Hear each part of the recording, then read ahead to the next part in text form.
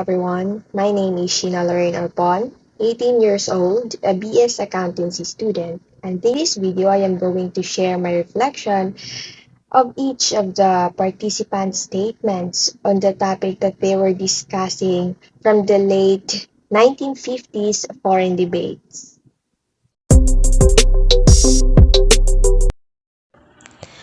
I really agree with Alice from Brazil's concept of God, an intangible source of goodness that is present in every being. Growing up, I have also questioned God many times and what the image of God really is, whether it is based upon religious ideologies and the structure of organized religion, or an image that is created by one's own ideologies and conscience that creates our individual images of God. The Brazilian girl show an extreme display of faith and eloquence that you don't see very often, all others forcing their views on her, and she defend her faith and her view like a champ. That is the essence of Christianity. Is be willing to die for your faith. Is don't be afraid to stand strong in face of all perils of the world. That's faith.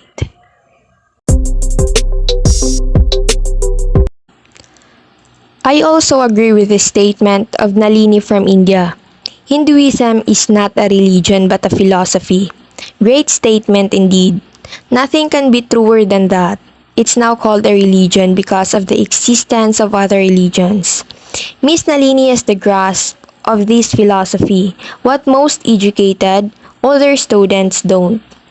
And I think she was simply superb. What I might want to rephrase is, Hinduism allows me to question itself and tells me to go on the path of discovery of truth.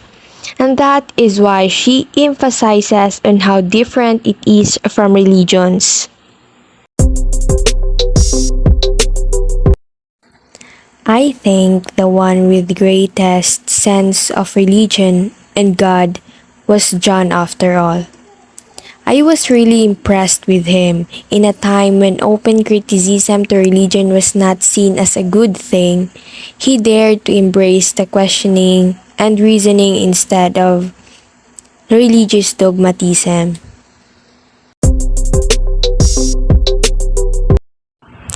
Pakistani girl Rafia some doubts about her religion.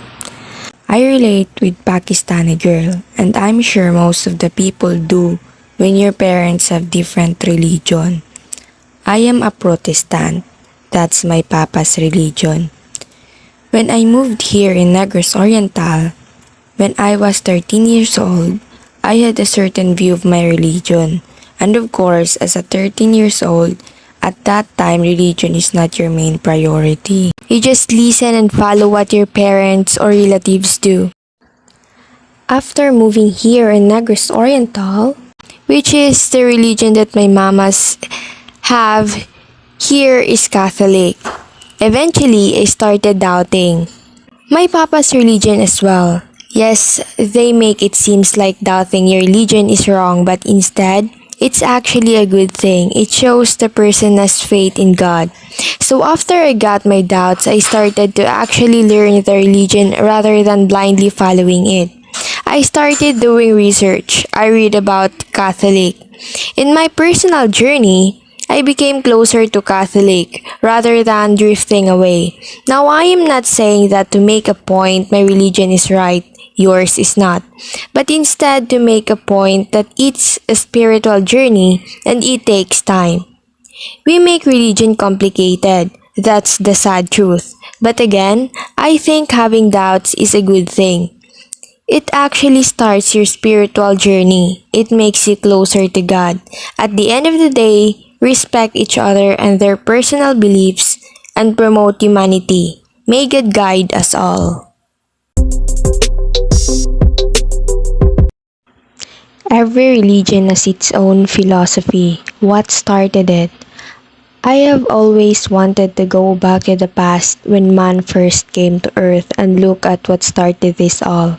How did one know what's right and wrong? If you think about it, we know the difference between right and wrong through what has been passed down by our parents.